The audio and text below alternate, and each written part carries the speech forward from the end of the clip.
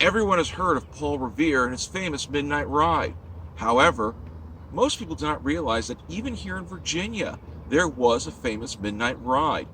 Let's learn about this ride, often forgotten, and appreciate the fact that while Massachusetts has the most famous, Virginia might have the most important.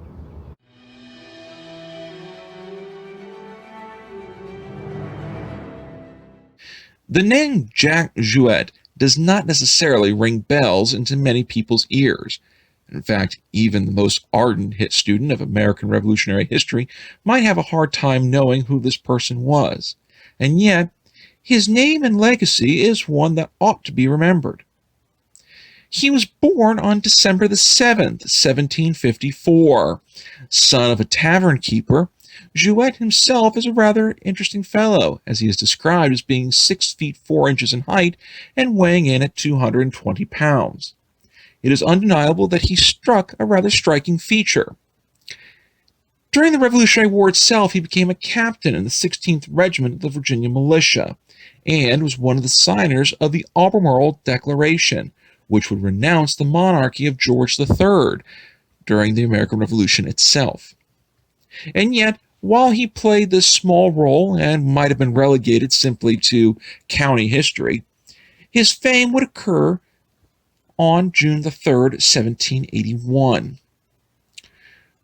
2 days prior, on June the 1st, General Cornwallis learned that Thomas Jefferson and many members of the Virginia legislature had retreated away from Richmond and gone to Charlottesville, and very much specifically to Monticello.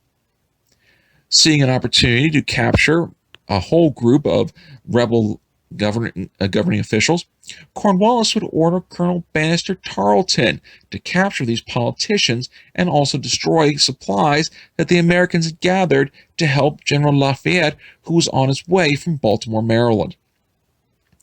On the night of June 3rd, Jouett heard and saw Tarleton's cavalry passing by where he was sleeping in Louisa County.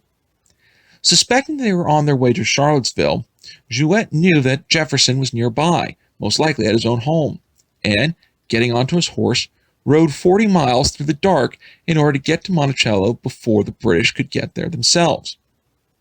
When he arrived, he notified Jefferson of the impending arrival of the British cavalry. Jefferson thanked his would-be savior and then slowly began to make preparations for evacuation. Jouett, however, was not done with his ride, as he would then proceed to go from Monticello to Charlottesville, and, arriving at Swan Tavern, warned the legislature of the impending arrival of the British cavalry.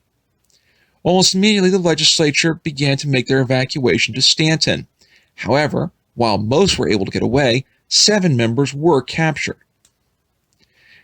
It is believed that Tarleton may have been delayed for approximately 30 minutes at the home of Dr. Thomas Walker, who, according to legend, had offered an extravagant breakfast to Tarleton and his men.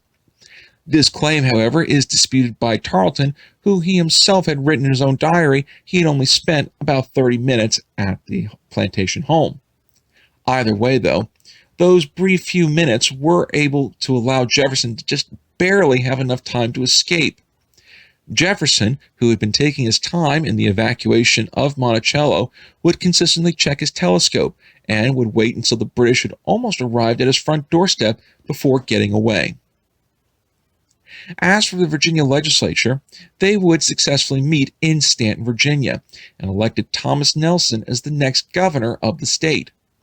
Ironically, even though Jefferson was the governor at the time of Cornwallis learning where he was, his term had expired on June the 2nd, thus making his value as governor of Virginia almost null and void, but certainly his value as the author and signee of the Declaration of Independence still very high.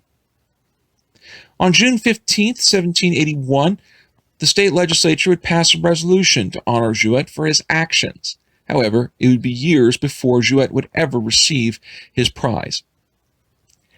After the war, Jouett would move into the area of Virginia that would soon become Kentucky and served in the Virginia House of Delegates for the frontier counties of the state.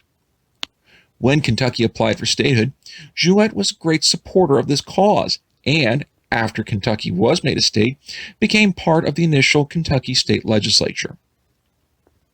Eventually, however, he would move to Bath County, Kentucky, and remain living there with his daughter and her family for the rest of his life.